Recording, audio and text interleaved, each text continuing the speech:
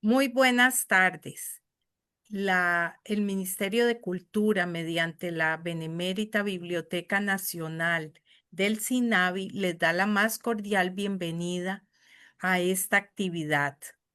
Para la Biblioteca Nacional es un gusto unirse a la Academia Morista Costarricense en la celebración de la Semana Morista 2025.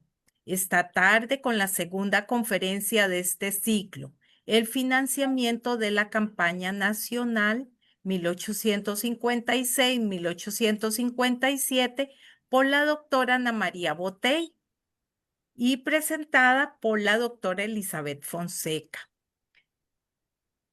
Esta es una oportunidad que nos brinda la Academia Morista de conocer con más detalle lo relacionado con la campaña nacional, sus héroes, las batallas, todo el contexto, la geopolítica.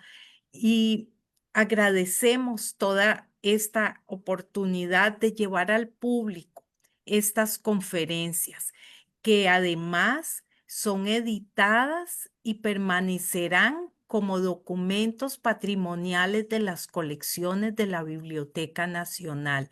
Además, los videos están disponibles en los Facebook de las academias y son excelentes recursos para la enseñanza, pero además para todos nosotros que queremos aprender más sobre la campaña nacional.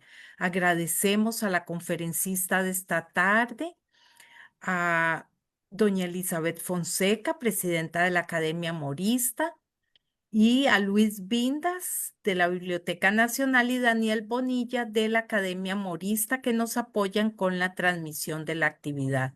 Un especial agradecimiento a todos los que están viendo en vivo esta conferencia y a quienes posteriormente vean el video en cualquiera de ambas plataformas. Muy buenas tardes y le doy la palabra a la doctora Elizabeth Fonseca. Gracias. Muchas gracias, Laura.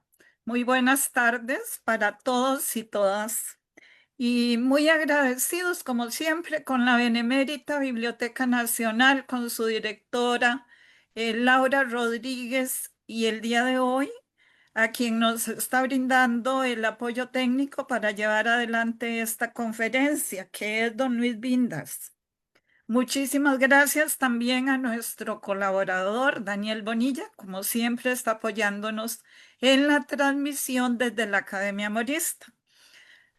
Hoy tengo el gusto de presentar a la colega y amiga de muchos años, Ana María Botey Sobrado.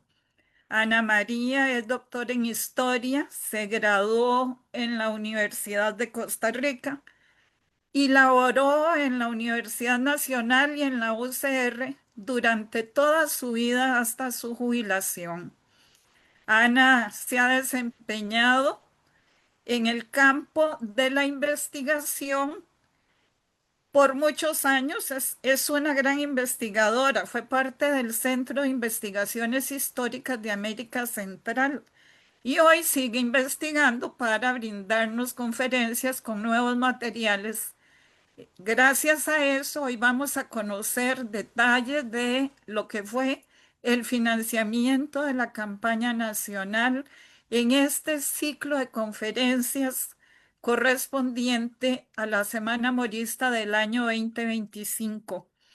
Hoy es un día muy especial, además se lo recuerdo, porque hoy estamos conmemorando el 165 aniversario del magnicidio del héroe nacional Juan Rafael Mora Porras.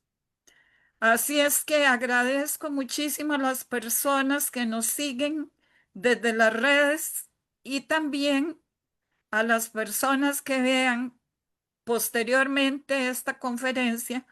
Les aseguro que la van a disfrutar y van a aprender mucho. Con ustedes, Ana María Botey. Muchísimas gracias a Elizabeth, a Laurita, a todos los que nos ayudan en en esta transmisión.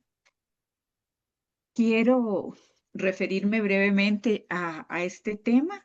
Espero que sea del interés de todos ustedes. Voy a ponerla, supongo que la están viendo, ¿verdad? Lo estamos viendo bien, pero hay que agrandarla, Ana. Sí, sí, sí, sí, eso es lo que iba a hacer precisamente. Bueno, vamos a hablar primero de los antecedentes de esta problemática relativa al financiamiento de la guerra y sobre todo a la guerra misma.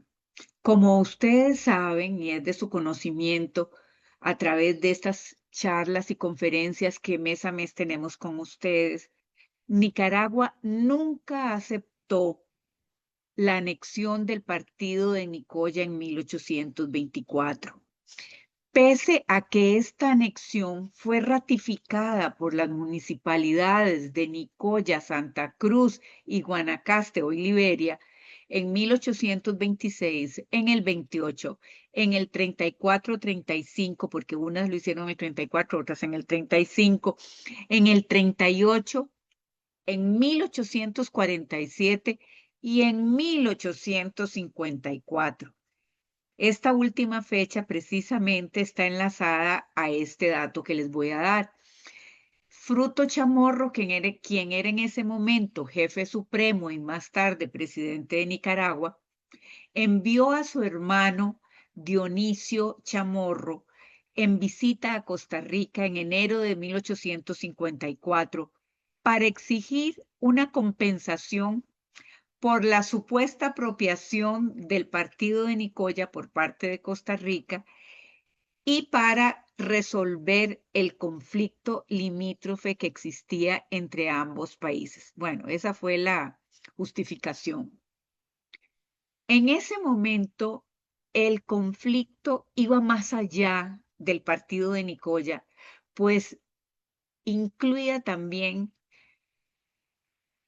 el río San Juan y el lago de Nicaragua, porque ya Nicaragua tenía en vistas la construcción del canal. Por supuesto que las peticiones de Chamorro fueron exageradas, pedía una cantidad enorme de dinero para la época y finalmente no hubo ningún acuerdo. Y cuando Chamorro abandonó el país, dejó una declaración que era prácticamente una declaración de guerra, como diciendo, si ustedes no atendieron este llamado, van a estar seguros de que vamos a hacer algo. Eso hizo que don Juanito inmediatamente estableciera una comandancia en Guanacaste en manos del general José Joaquín Mora. Más tarde, él envió al general José María Cañas a formar milicias y a tener la población preparada.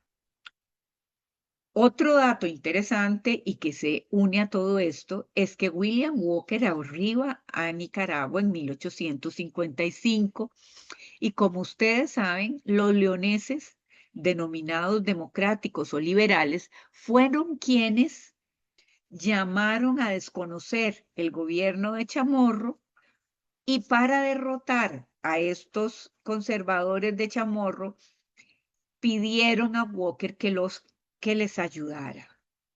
Por otra parte, don Luis Molina, que era el representante de Costa Rica en Washington, en Estados Unidos, durante todo este tiempo mantiene informado al gobierno de los objetivos de Walker y don Luis no solo mantiene al gobierno informado, sino que trata de hacer acciones con gobiernos europeos amigos, donde denuncia toda esta situación y este afán desmedido de los Estados Unidos y de algunos de sus agentes por ampliar sus fronteras y por tener intereses que afectaban a estos países, muy especialmente a Costa Rica. Por otro lado, bueno, ¿qué está pasando en Costa Rica en esa década? Y que tiene que ver con el financiamiento de esta guerra. La década de 1850, como ya lo hemos dicho en muchas oportunidades por diferentes conferencias, marcó la consolidación del modelo agroexportador sustentado en el café. En esos años, el gobierno facilitó el acceso a tierras municipales, propició la difusión del beneficio húmedo, la creación de juntas itinerarias en Punta Arenas y Cartago para el cuidado y mejoramiento del camino entre ambos territorios, la asignación de fondos a la Compañía Empresaria del Norte para crear un camino hacia Limón y la eventual habilitación del puerto de Limón, así como el gobierno hizo todas las gestiones para la creación de un banco hipotecario que permitiera que los pequeños productores no estuvieran sujetos a las casas consignatarias inglesas. Por otro lado, hizo mejoras en el puerto de Punta Arenas, como la construcción del faro en el Golfo de Nicoya, la construcción del puente sobre el río Barranca, la creación del Hospital San Rafael para asegurar que cualquier enfermo o ingreso de epidemias pudiera ser controlado, la rebaja del 10% a las mercaderías provenientes por ese puerto y la escala de la Pacific Mail, que era una línea naviera muy, muy importante, a partir de 1856, creo.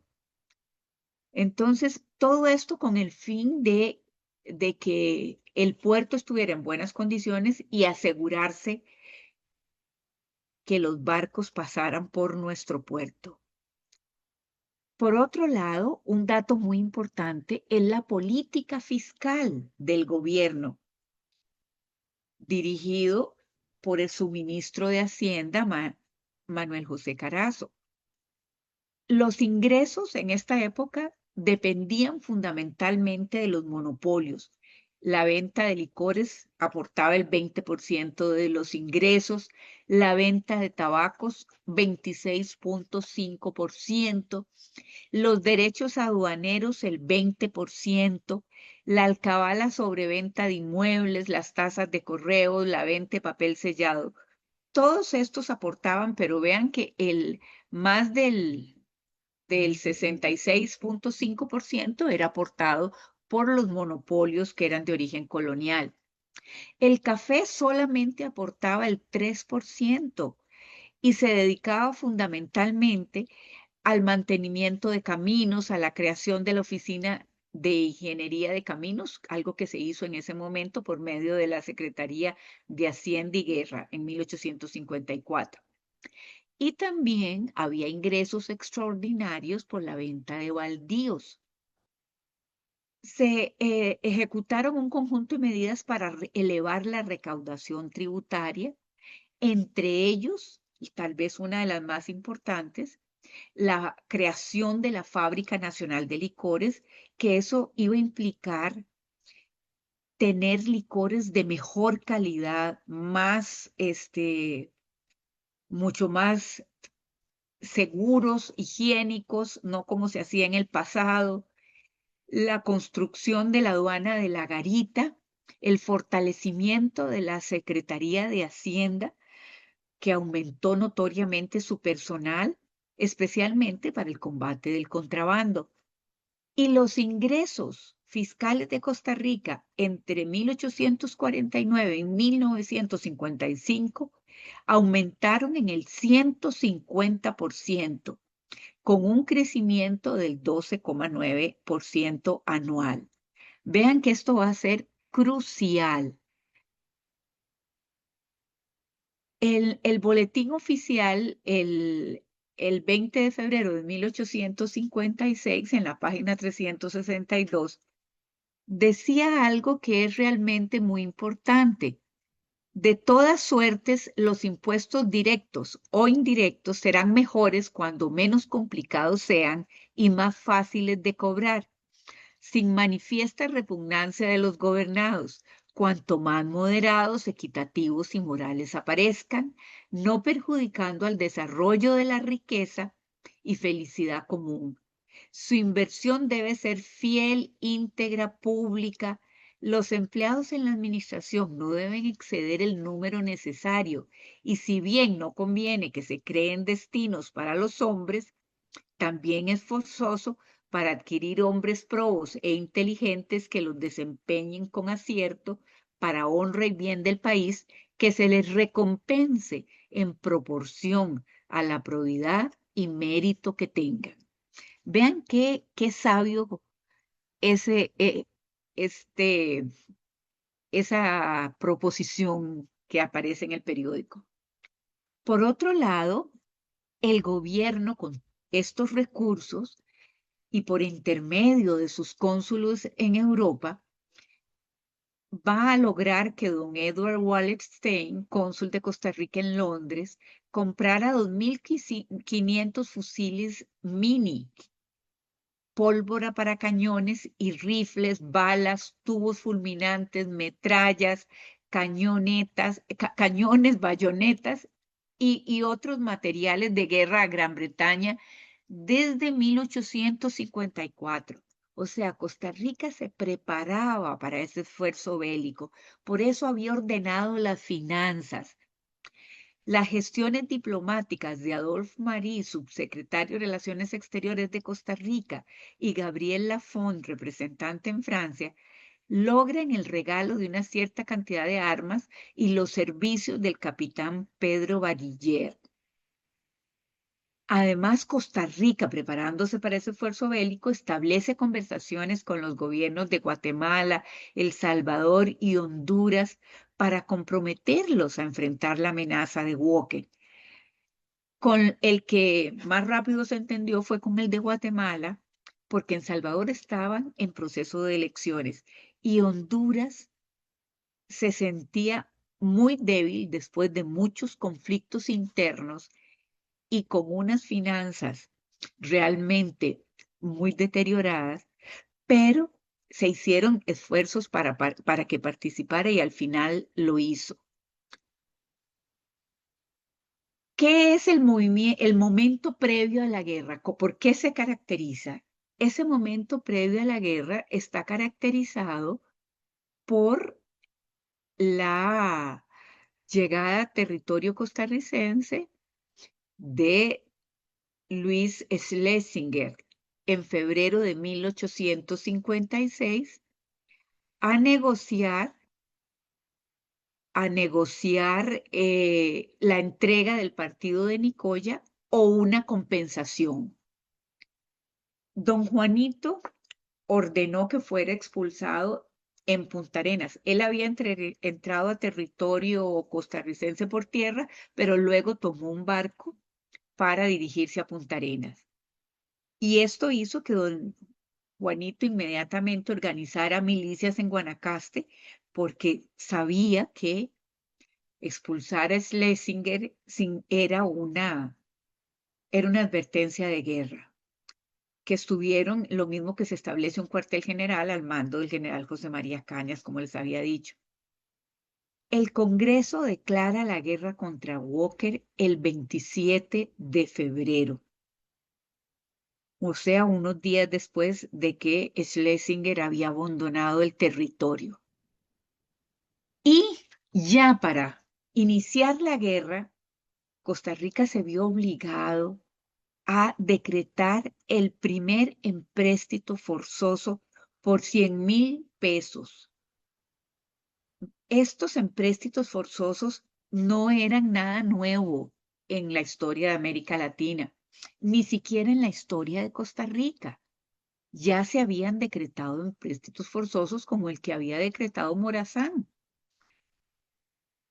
Era la manera de enfrentar una guerra con recursos que no se tenían. Y los otros países centroamericanos, cuando se involucran en esta guerra, también van a hacer lo mismo.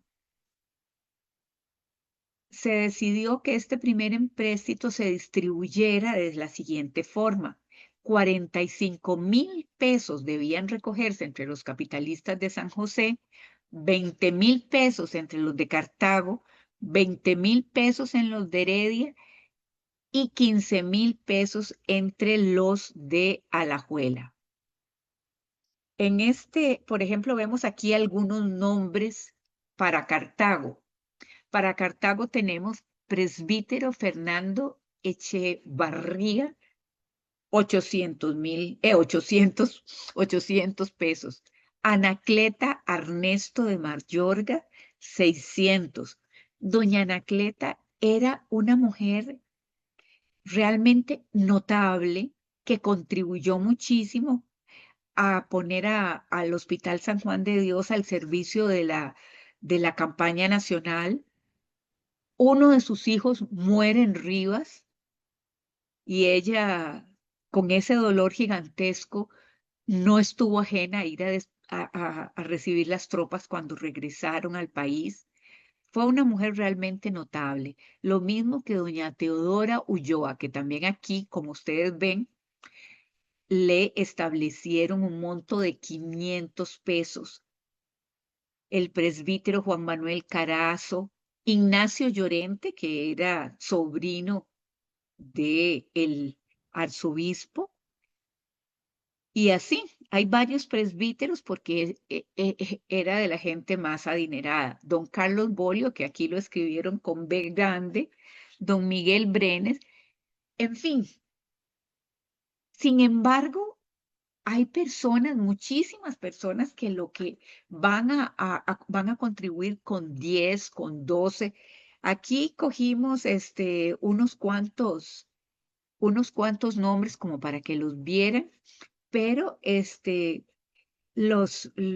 a la par de este empréstito forzoso se hizo un empréstito voluntario y hay muchísimas personas contribuyendo con 10 pesos, 2 pesos, 5 pesos, con lo que podían.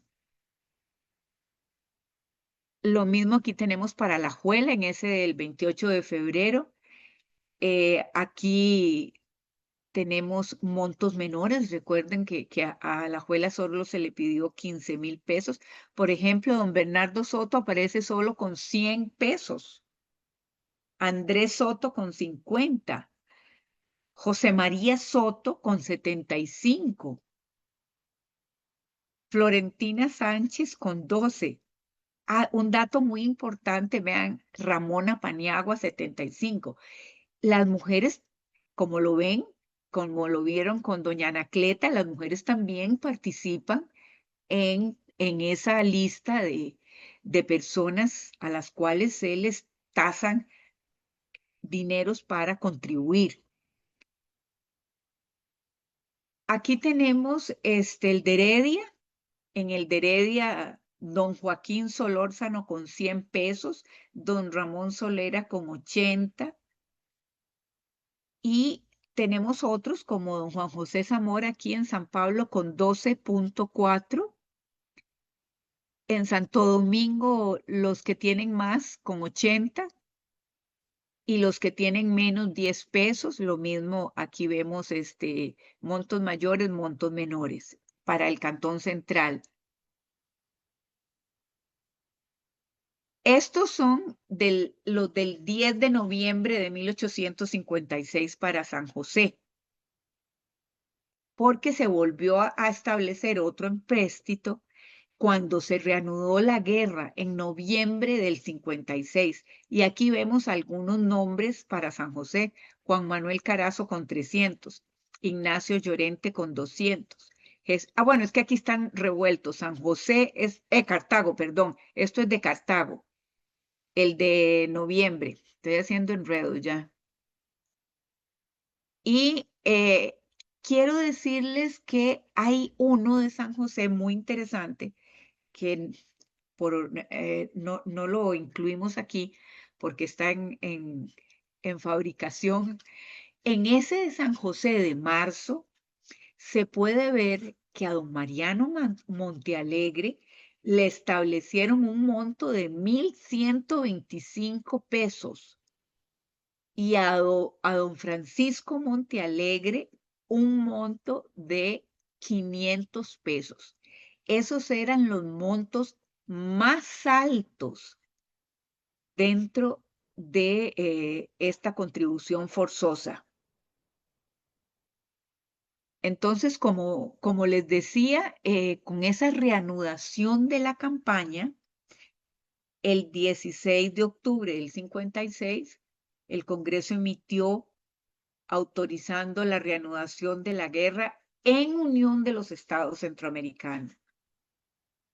En esto, don Juanito creyó, cuando el ejército marchó en marzo del 56 a Guanacaste y a Nicaragua, don Juanito creyó que la guerra iba a ser muy corta, porque él imaginó que los ejércitos centroamericanos estaban encaminándose hacia Nicaragua.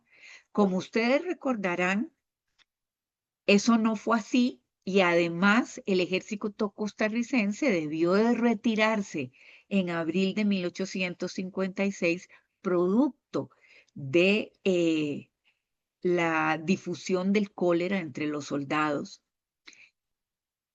Por eso es que en esta segunda parte de la guerra, las acciones de Costa Rica son en conjunto con los centroamericanos.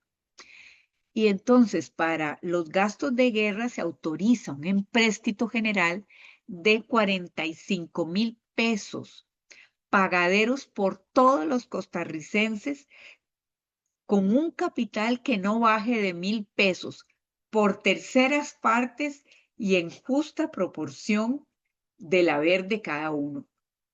Por terceras partes significaba que se iba a pagar en 3 tantos.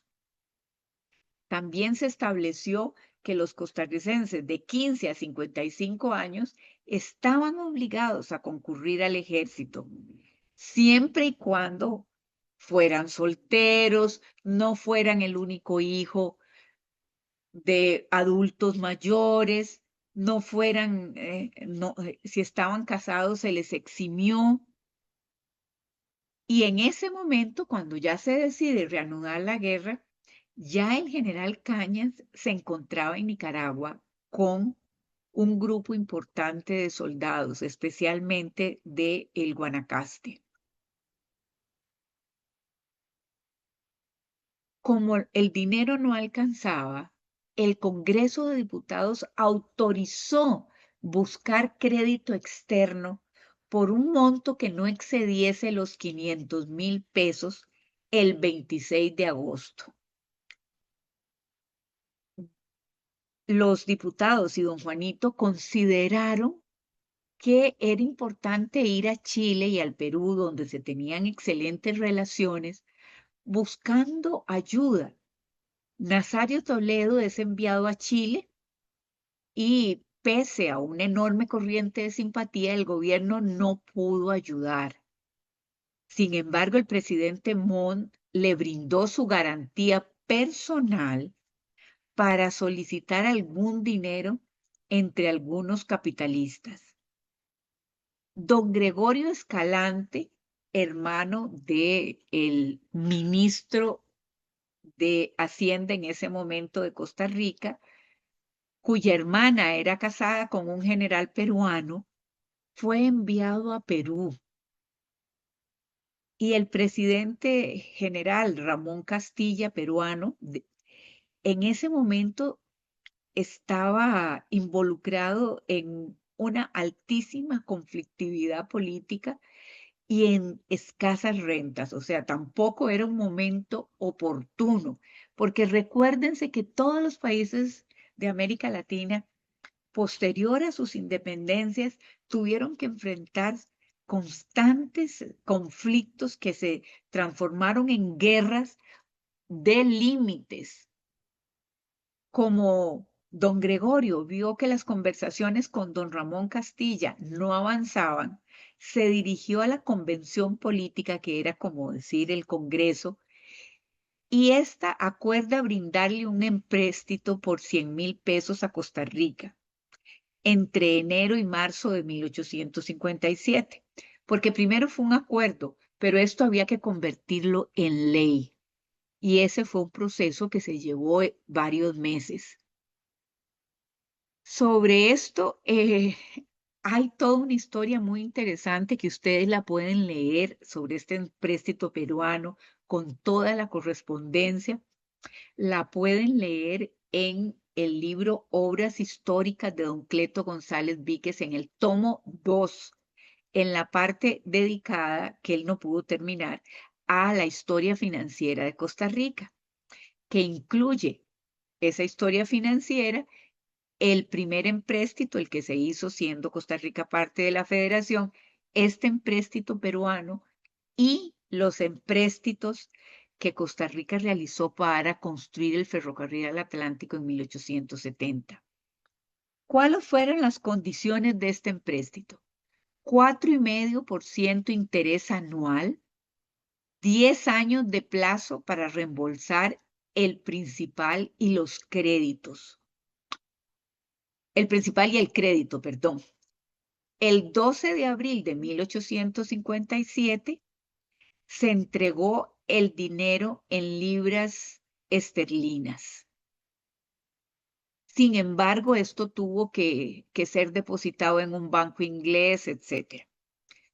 Y vamos a ver que Costa Rica, no, el 12 de abril del 57, no, perdón, el 12 de abril del 58. Y sin embargo, Costa Rica va a pagar esta deuda hasta 1879, o sea, 21 años después de contraída la deuda. En el contexto de la guerra entre Perú y Chile, Perú, Bolivia y Chile, la famosa Guerra del Pacífico, fue cuando vino a Costa Rica el ministro Tomás Lama y exigió el pago de este empréstito que se le había hecho a Costa Rica en esas condiciones de 4,5% de interés anual y 10 años de plazo, que eran las condiciones que Costa Rica les había solicitado, o sea, no fue que ellos las impusieron. ¿Y cómo termina esta historia? Bueno, termina con que el gobierno de don Tomás Guardia pagó el principal y los intereses, llegaba como a 190,000 pesos, pero se lo dejaron en 173,000. Aquí hubo hasta una rebaja en 173,585,49 pesos. Y aquí hubo una controversia con Chile, porque cuando los chilenos ganaron la guerra y tomaron el Ministerio de Relaciones Exteriores en Lima, se encontraron con que parte de ese dinero había sido pagado en armas y eso violaba los tratados de neutralidad. Y entonces los chilenos hicieron un reclamo a Costa Rica. Sin embargo, después se descubrió que en realidad el gobierno de Costa Rica había pagado en dinero y que probablemente los peruanos aprovecharon ese dinero para entrar en negociaciones con los hondureños y le compraron este armamento que fue depositado en Panamá. Pero fue una controversia que puso en aprietos al gobierno costarricense. Sin embargo, luego fácilmente se arreglaron las cosas con Chile. Pero vean ustedes qué historia más larga y donde las personas juegan un papel, o sea, por qué mandaron a don Gregorio Escalante, todos los vericuetos de este empréstito, que son mucho más allá que esto, pero ya son una especie de detalles muy personales que ustedes los pueden leer en el artículo de don Cleto y que es realmente interesante. Otros ingresos que se hicieron en ese momento, se elevó el pago por cada quintal de café exportado que pasara por la aduana de Río Grande a R$2. Hubo un incremento del 10% por los aranceles de importación y un impuesto de R$8 al ganado vacuno para matanza. Con eso se financió Costa Rica esta guerra Y sin embargo, esto llevó a una profunda crisis fiscal. Sin embargo, podemos concluir que la política fiscal y las condiciones nacionales e internacionales permitieron contar con permitieron al gobierno contar con una economía más próspera, con mejor infraestructura, con un cuerpo militar más profesional y una administración pública con mayores poderes y capacidades. O sea, todo esto fue anterior a la guerra y especialmente en el primer lustro. Esas condiciones fueron en un contexto de amenazas y reclamos de Nicaragua que William Walker hizo suyos y que contribuyeron también a una exitosa preparación para la guerra. La guerra implicó un gasto militar gigantesco, como nunca había tenido Costa Rica, porque Costa Rica no había tenido los conflictos durante la República Federal, los conflictos tanto internos o externos como tuvo Guatemala o El Salvador. Y probablemente eso le permitió estar en mejores condiciones en 1856 también. Y la búsqueda de recursos externos, pagaderos a largo plazo, que era una posibilidad que el gobierno de don Juanito quería explorar, pues no tuvo condiciones propicias por la situación en que se encontraban los países de América Latina y las potencias que tampoco querían, ni estaban en buena situación, ni querían entrar a agudizar los conflictos que ya existían con los Estados Unidos. Por otro lado, hay un contexto externo que implicó muchas dificultades para el gobierno costarricense, que va a ser la crisis económica mundial del segundo lustro de la década de 1850 y la magnitud del esfuerzo fiscal necesario para derrotar la amenaza expansionista de Walker. Esto obligó a succionar el ahorro interno del país por medio del endeudamiento público, lo que va a afectar la producción y el comercio.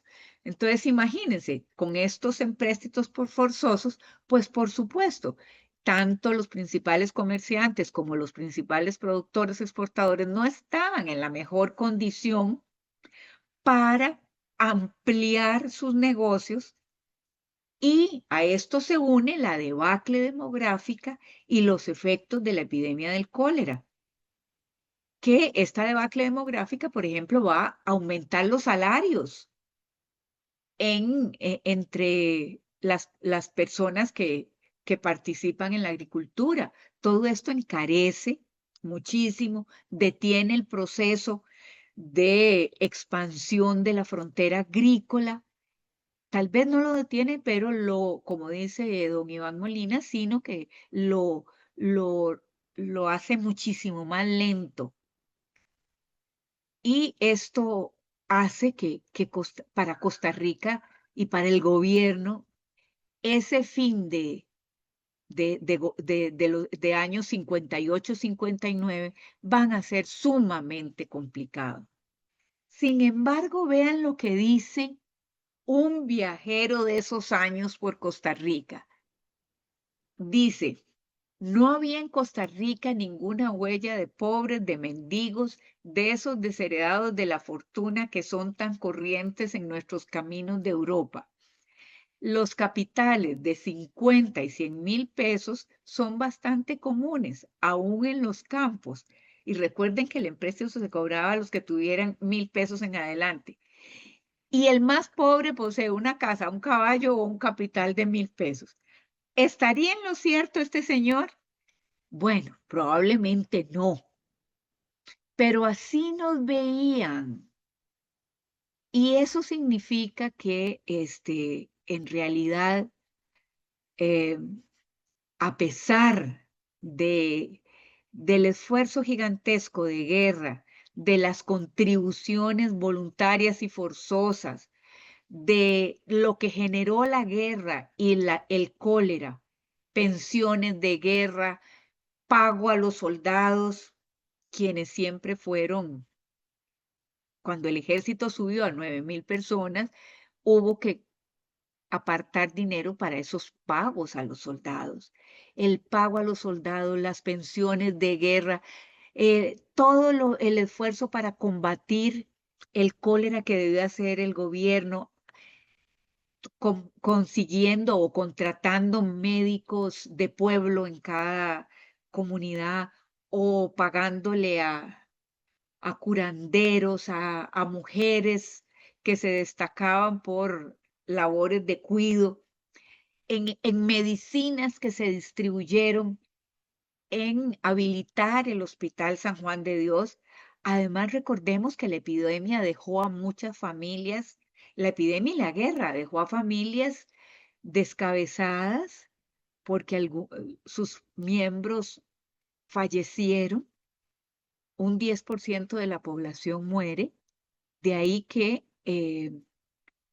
fue muy compleja esa situación y eso va a desembocar en lo que ya conocemos y hoy conmemoramos, en el golpe de Estado de don Juan Rafael Mora y en el posterior asesinato de héroes muy importantes de la campaña nacional, pese a ese enorme, a los enormes sacrificios y triunfos que habían logrado los que estaban molestos por la guerra y los capitalistas que habían estado en desacuerdo con estas contribuciones forzosas, no le van a perdonar a don Juanito que quisiera estar un segundo gobierno en manos, que estuviera un segundo gobierno en manos de él.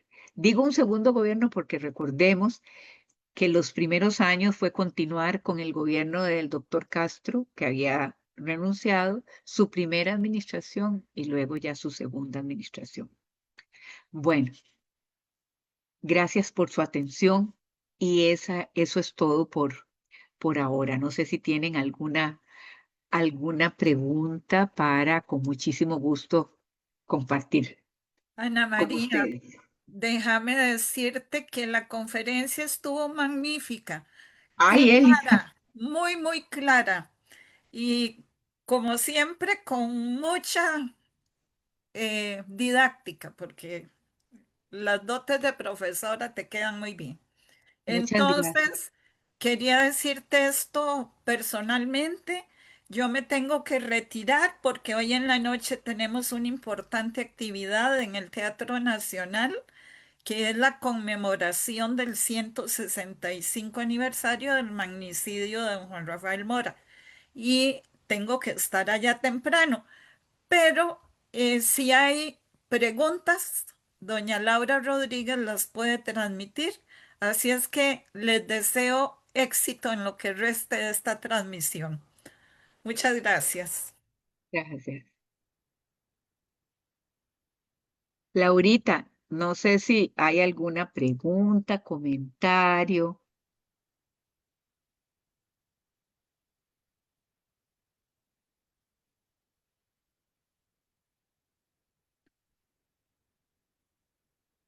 Está con el micrófono apagado. Laura, Ana, Laurita, Ana, no veo en el chat. me puedo, Retírate, Elizabeth. bueno, Retírate tranquila. allá voy, yo a decirte algo, pero mejor no. Laurita está intentando reactivar el audio.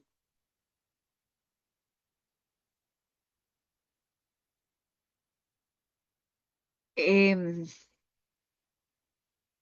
como les decía, les recomiendo muchísimo el artículo de Don Cleto sobre estos empréstitos peruanos, sobre este empréstito peruano, y también me gustaría muchísimo ampliar, pero eso es un trabajo grande, los contribuyentes, quienes pudieron haberse sentido ofendidos. Lo mismo que es muy importante que en el Archivo Nacional nos encontramos una serie de documentación relativa a que muchos exsoldados entregaron a los comerciantes y capitalistas sus vales de guerra con un descuento para que estos les adelantaran los dineros. Y esos vales más tarde fueron cambiados por estos capitalistas en mejores condiciones, o sea, con el descuento. Entre las personas que adquirieron estos vales está uno de los principales enemigos de don Juanito, precisamente don Vicente Aguilar. Hay que ahondar mucho más en este tema, pero por el momento hay que construir bases de datos para recoger todos y cada una de las personas. No sé qué estará pasando con la biblioteca. No sé si hay problemas con el audio. Doña Ana, tengo una pregunta aquí de Robert Sosa. ¿Sí? Pregunta cómo se hacía la conversión de monedas en ese entonces. La conversión de monedas, quisiera saber en qué el peso, ese peso no es el colón de hoy.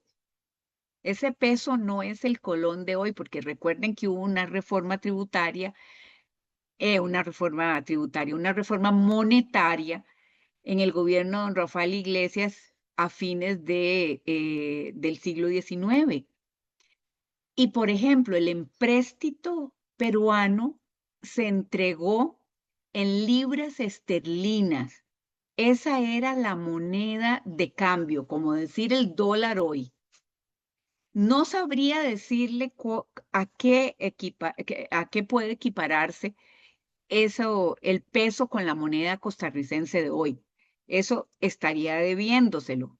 No tengo la información. Pero sí, los empréstitos internacionales se entregaban en libras esterlinas. 100,000 pesos eran como 18,000 libras esterlinas, porque así lo vi en el documento. No sé si tienen otra pregunta, Luis. No veo más preguntas de momento. Bueno, si no hay más preguntas, lo dejaríamos aquí para no aburrir al público con más comentarios míos. Doña Pero Laura se disculpa porque tuvo problemas con la computadora y la sí, felicita por sí. la conferencia. No hay problema. Hoy como que hubo varios problemas técnicos. Al principio tuvimos problemas para conectarnos y hay problemas con la computadora, pero bueno, por dicha creo que sí se pudo transmitir la conferencia, ¿verdad, Luis? Sí, sí se Lui- transmitió. Sí, ok. Sí, completa. Bueno, y como no hay preguntas, pues yo nada más les agradezco muchísimo su atención y agradezco muchísimo a Luis todos los esfuerzos que tuvo que hacer y a Daniel Bonilla de la Academia Morista y a todos ustedes que tuvieron la paciencia de escucharnos. Muy Permiso, amables. tenemos otra pregunta, doña A Ana. ver, ¿Usted cree que los espérate que no leo empresarios, bien, no, empresististas, empréstitos, empréstito, es que no veo bien porque soy del teléfono, fueron contribuyentes a la caída de Juan Rafael Mora? claro que sí. Miren. Es que no puedo profundizar en todo este tema, pero los empréstitos forzosos nunca le gustaron a ningún capitalista, ni en Costa Rica, ni en El Salvador, ni en Nicaragua, ni en ningún lado. incluso en esta guerra que era más que justificada, porque las amenazas de Nicaragua y de William Walker eran tan ciertas que imagínense que de ahí la batalla de Santa Rosa nos tomó de sorpresa. Realmente no imaginamos que ya los enemigos estuvieran en Santa Rosa. Y fue, pues no exactamente de sorpresa, porque se había mandado una avanzada del ejército a ver qué pasaba, pero sí fue oportunísimo, porque ya habían entrado a territorio costarricense. Pero si ustedes leen la justificación del fusilamiento de Mora o los documentos que circularon en San José para justificar la guerra, para justificar el asesinato de don Juanito y del general Cañas, los acusan de haber hecho una guerra sin sentido, de que Walker no era amenaza. Incluso hubo 2 costarricenses que se fueron a Granada, que era la ciudad sede de Walker, se fueron a Granada y fueron sus aliados. 2 personajes importantes de esa época. Y, y estaban muy molestos con los gastos que esta guerra originó, muy molestos. Entonces, esa fue eh, uno de los, la guerra fue un detonante de las hostilidades contra don Juanito y especialmente estos empréstitos. Lo mismo que la creación del banco hipotecario. El banco hipotecario iba a liberar a los pequeños y medianos productores del crédito de los dueños de beneficio. Eso no lo podían permitir y fue lo primero que cerraron, el banco hipotecario.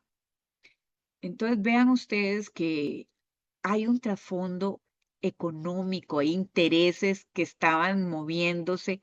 Había unos con intereses políticos y intereses económicos. Si alguien era rico en Costa Rica, fue el sucesor de don Juanito y quien autorizó su muerte, Mariano Montealegre, lo mismo que su hermano Francisco Montealegre.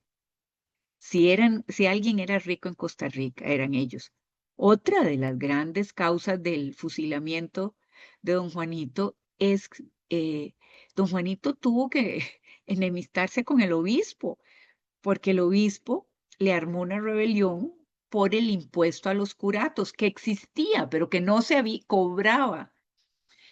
Y como el obispo armó una rebelión con los sacerdotes, don Juanito lo expulsó del país.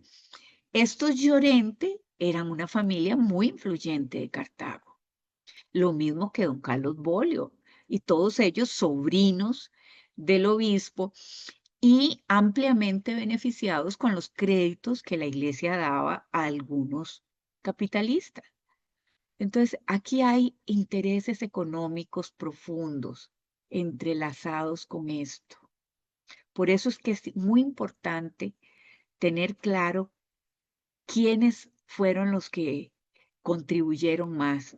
Algunos de estos sí fueron muy leales a don Juanito, como don Rafael Barroeta, que no solo contribuyó enormemente a la guerra, sino que le dijo al gobierno que nunca le devolviera la plata, que se hiciera un fondo para las viudas de los militares que habían muerto en esa guerra, de los soldados pobres.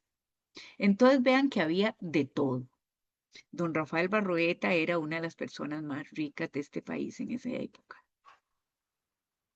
Luis, no sé si hay alguna otra pregunta. Sí, doña Ana, tengo una pregunta de la Academia Memorista. Pregunta, ¿el financiamiento del cultivo del café fue afectado por la guerra? Y tenemos otra cuando termine.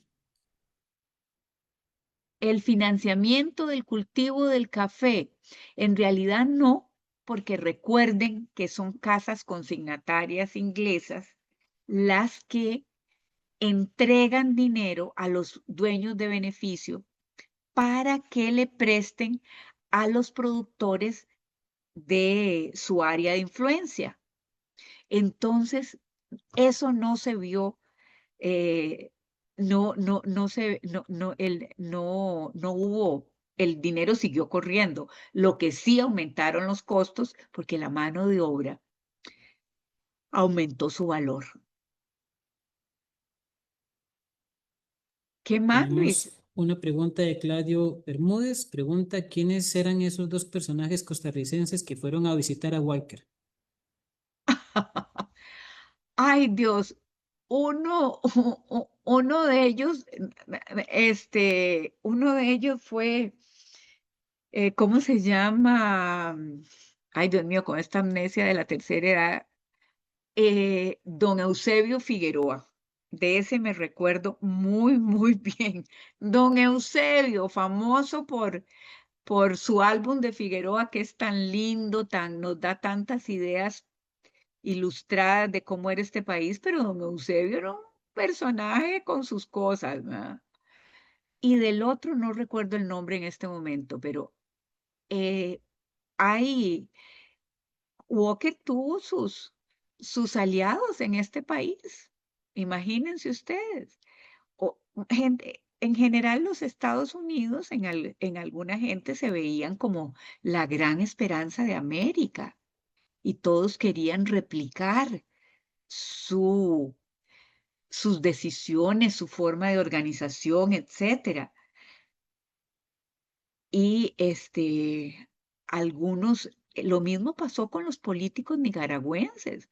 Hasta llamaron a Walker, dijeron, Walker no solo nos va a quitar aquí a Chamorro y a todos los conservadores, sino que nos va a traer ese hálito de progreso. Pero los planes de Walker eran otros, era convertir a toda Centroamérica y el Caribe en una extensión de de los estados confederados del sur, de los estados que eran esclavistas y que más tarde van a llevar a los Estados Unidos a la guerra civil. Entonces, este, probablemente la imagen de ese Estados Unidos progresista era la imagen del norte, no la imagen del sur, que quería seguir con la esclavitud. Luis, ¿hay alguna otra pregunta? No, señora, no tenemos más preguntas. Bueno, vamos a llegar hasta aquí y muchísimas gracias, Luis, por su paciencia y por ayudarnos tanto hoy, a Laurita y a todos ustedes. Muy amables. Muchísimas gracias.